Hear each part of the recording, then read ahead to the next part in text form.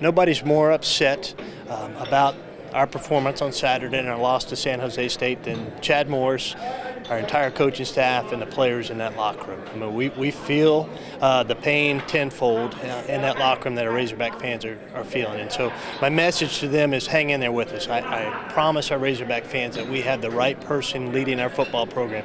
We've got some players in the locker room that understand they were more talented than the team that they competed against on Saturday, but didn't show that on the field, and it didn't end up being that way in the results. So this program's headed in the right direction. Was Saturday a step backwards? Absolutely, but we're headed in the right direction. I think one of the things that they want to know is who is going to be held accountable and when. At what point do we get to that situation? Do you have a time frame in your mind? The accountability starts every week. Coach Morris, it starts with me as a director of athletics. Coach Morris is holding himself accountable, and the accountable is just reviewing what happened on the field on Saturday and how do we fix that moving forward. But if you're talking about accountability being any changes, there's no type of changes that are imminent within our football program as far as our staff goes. Coach Morris is leading that program. Again, we're heading in the right direction. We took a step backwards, but that's not a permanent step backwards.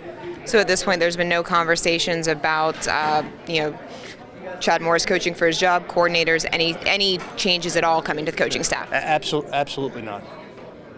Jeremy, do you have anything?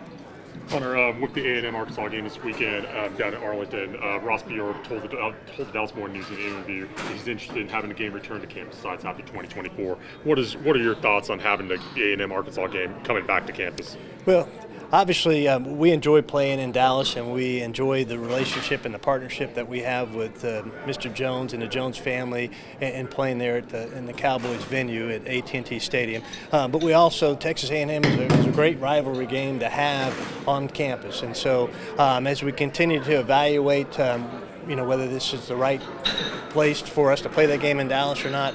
The more games we can have on our campus, the better it is for our fans to have that game on our campus and for our student athletes. Hunter, a follow-up for you. You said that you are confident that Chad Morris is the right guy for this program. What is it that makes you so confident in Morris's ability, considering how the first 16 games have gone?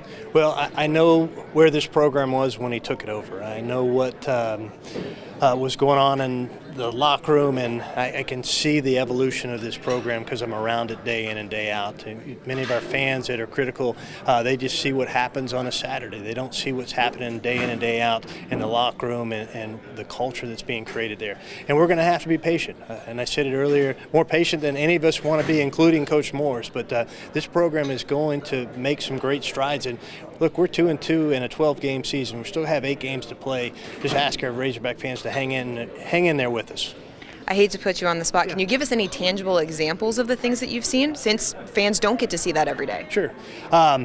Just the work ethics that's going on in the locker room. We have almost 75 freshmen, redshirt freshmen, and sophomores. So we're asking 18 and 19-year-olds to go out there and compete in one of the best conferences in the country. And we're also asking 18, 19, 20-year-olds to stay focused after everybody's patting them on the back after a big win against Colorado State and telling them how good they are and how great Nick Starkel played and that, we finally have turned that corner. Well, we're not prepared to turn that corner yet, and we showed that on Saturday. We've got to go out each and every Saturday and put the same effort we're putting in practice out on the field on Saturdays.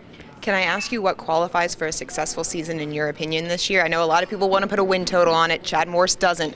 What is going to define success for you this year? That we continue as we really get into the SEC season starting this week, and with Texas A&M, and then we've got Kentucky, Alabama, Auburn, Mississippi State, LSU still on the horizon. We've got to show that we're competing and that we're getting better against those teams, and that's not an easy thing to do when you talk about playing in the best football conference in the country, but we've got to continue to show that progression.